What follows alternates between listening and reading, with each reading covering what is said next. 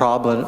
It's a psychiatric term in a way that sort of has been partly historically disadvantaging to us, of having others prescribe who we are and what our lives are. That's how we've gotten here today, is through a history of that. So, but we do, this will bring trans and gender non-binary people more integrated into society, into Hamilton society. It should provide resources for education and training, and on these matters. That education and training should hire trans people themselves to create and implement that, so that, because our rates of unemployment and housing are rather grim, and that will provide access to services. And City has a number of different departments that will include people rather than build a wall. So thank you.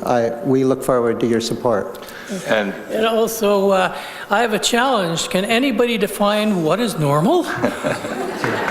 Yeah. Thank you. Second question? The second piece is, and this is one that I've always had a struggle with, and, Yes. and it's a characterization. Intolerance and tolerance. I hate both words. Yeah. Because really this is about values and what we expect in society. So what do you think of the utilization of those words? It's like, I will tolerate. To me, that just isn't what this is about.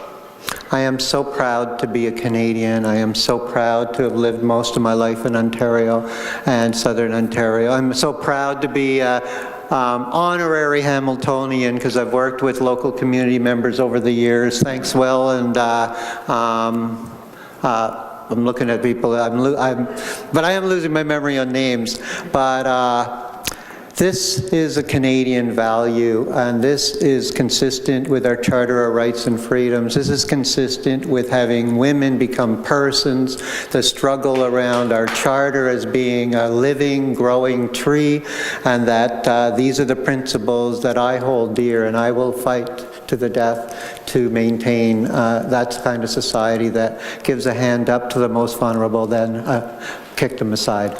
Appreciate that, and the reason I raised it is because these are terminologies I have real problems with, and and it's one I constantly have discussions and debates about. So thank you for your thoughts on that. Yes. Thank you for that intervention. Thank you, ladies. Okay, thank you. Next speaker is Reverend Victoria Ingram from the